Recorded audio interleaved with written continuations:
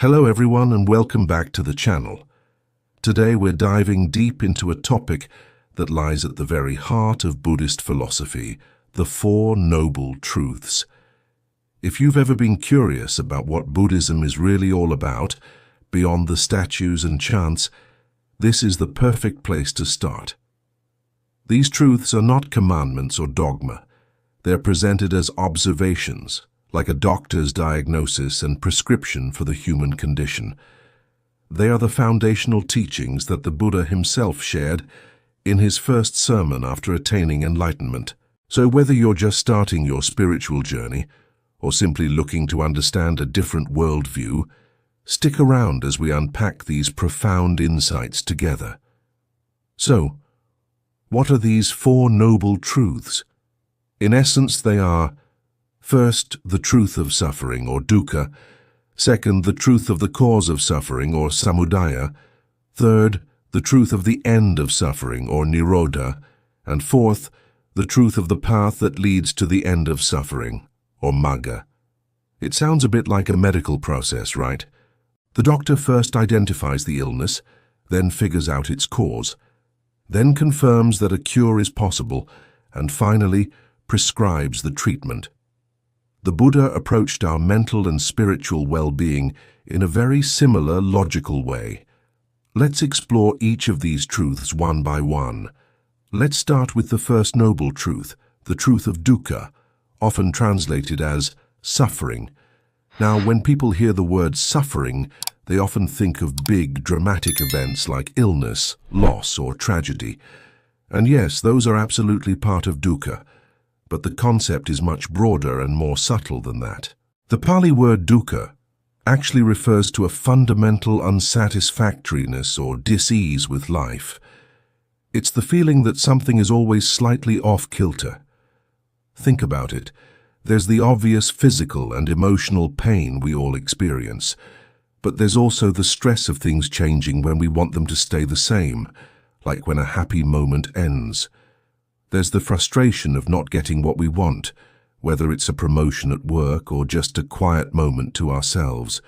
And perhaps most subtly, there's a general pervasive sense of dissatisfaction that can linger even when things are going relatively well.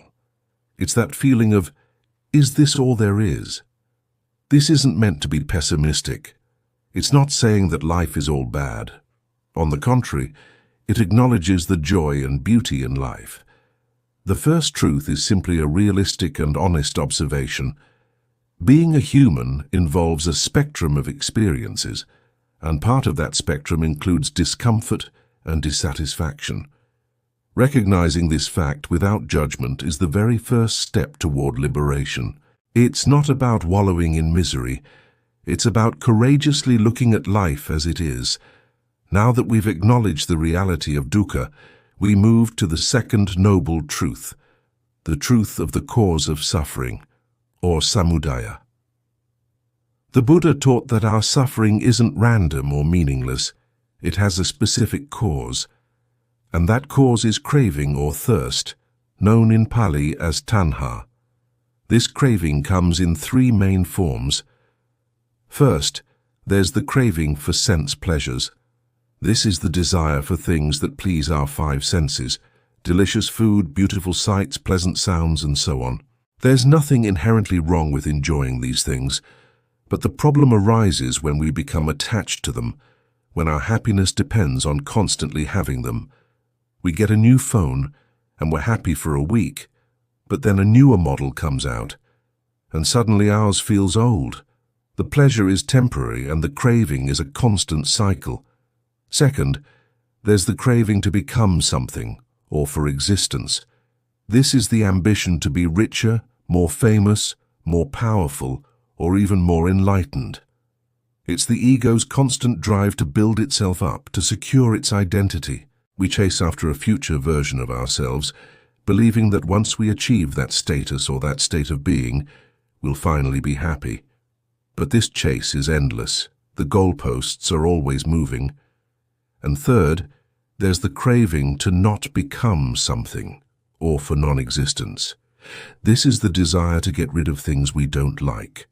We want to avoid pain, avoid criticism, avoid difficult people, and avoid our own uncomfortable feelings.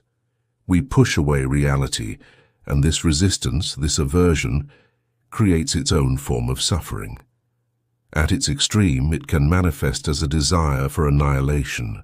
The core issue with all these cravings is that they are based on a misunderstanding of reality.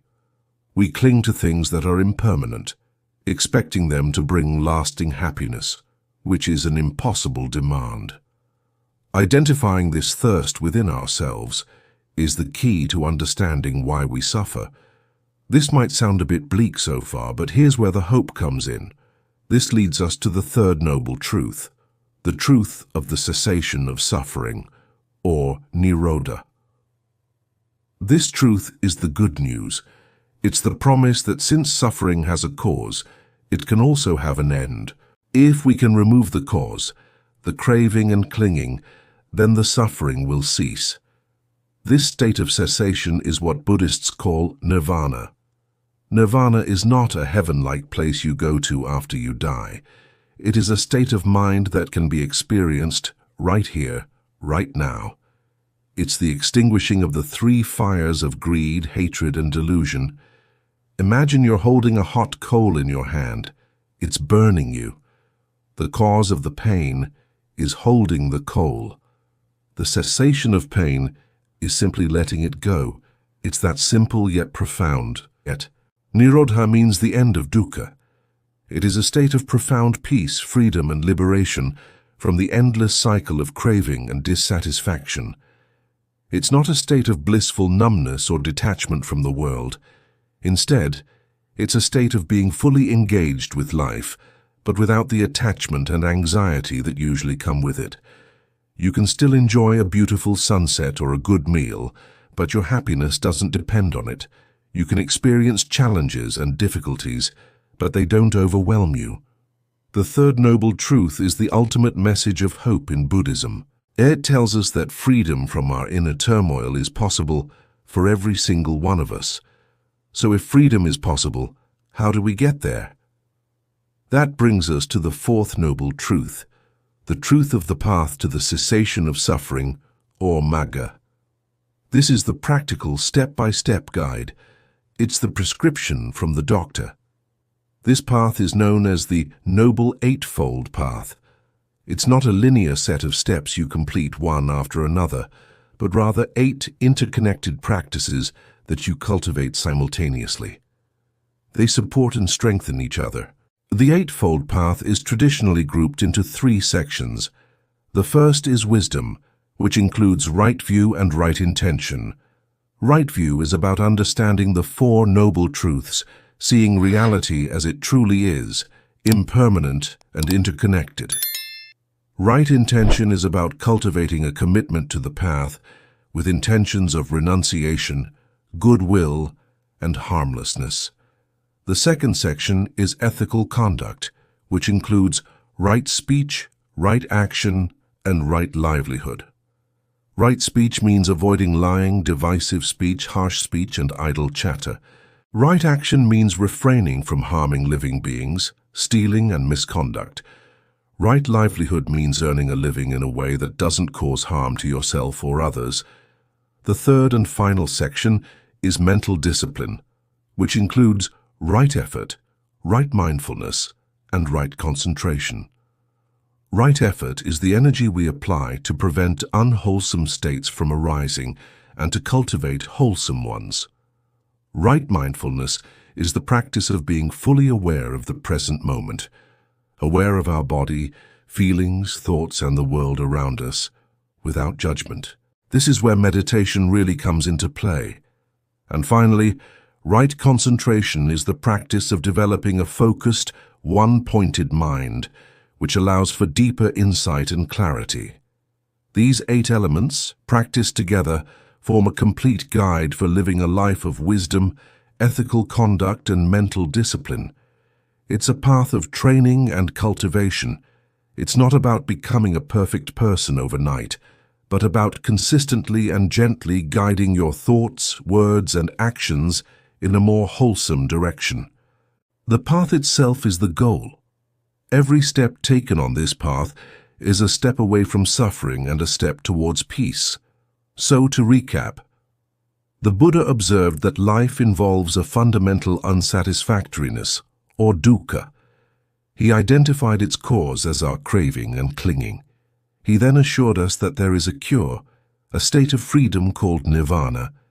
And finally, he gave us the prescription, the Noble Eightfold Path, as the way to achieve that freedom.